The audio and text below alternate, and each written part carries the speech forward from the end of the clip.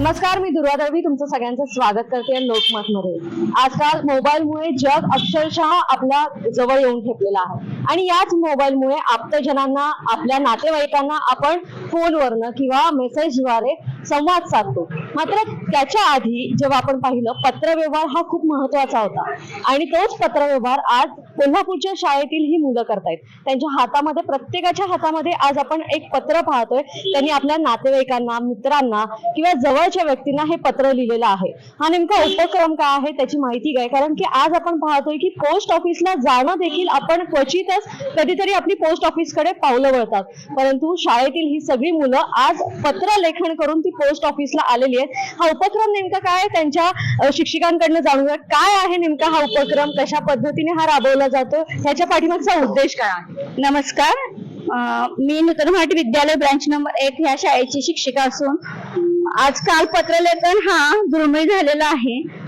कोणत्याही विद्यार्थ्याला विचाराल तर पत्रलेखन काय हे अजूनही माहिती नाही, तर मुलांना पत्रलेखन काय असतं याची माहिती व्हावी यासाठी आम्ही हा उपक्रम आयोजित केलेला आहे।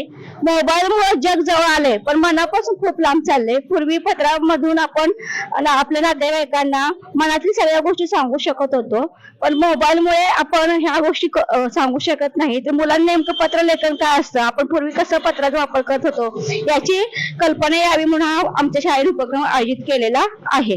नक्कीच। तू कोणाला पत्र लिहिलेलं आहेस? मी मामाला पत्र लिहिलेले आहे। काय काय लिहिलंयस त्यामध्ये? मी तुझ्या दिवाळीच्या सुट्टीत येणार आहे, तुला दसऱ्याच्या खूप खूप शुभेच्छा हे मी दिलेले आहे। माझी सत्र परीक्षा चांगली व्हावी मी हे मामाला सांगितलेलं आहे। तू कोणाला पत्र लिहिलंय? मी बहिणीला पत्र लिहिले।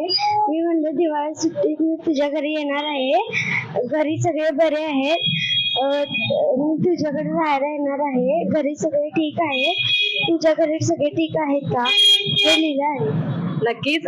अशाच पद्धतीने आपण आपल्या नातेवाईकांना ह्या आधी पत्र लिहायचो, म्हणजे दिवाळी असेल किंवा एखादा सण असेल, त्या सणासाठी जर आपण त्यांच्याकडे गावाला जात असू तर त्या संदर्भातली माहिती आपण पत्राद्वारे त्यांना द्यायचो। त्याचबरोबर त्यांची काळजी आणि त्याचबरोबर त्यांच्याशी संवाद आपण पत्राद्वारे साधायचो, परंतु हाच पत्रव्यवहार कुठेतरी लुप्त होत चाललेला आहे। आणि पत्रलेखन नेमकं काय असतं आणि पत्रलेखनातून कशा पद्धतीने आपण आपल्या नातेवाईकांशी संवाद साधू शकतो, यासाठीच हा खास उपक्रम कोल्हापुरातील या शाळेने राबवलाय आणि त्याच विषयी आपण जाणून घेतलं लोकमतच्या या व्हिडिओमध्ये। हा व्हिडिओ तुम्हाला कसा वाटला आमच्या कमेंट बॉक्समध्ये नक्की सांगा। यावरच मी इथेच थांबते। लोकमतसाठी कोल्हापूरहून दुर्वा दळवी, धन्यवाद।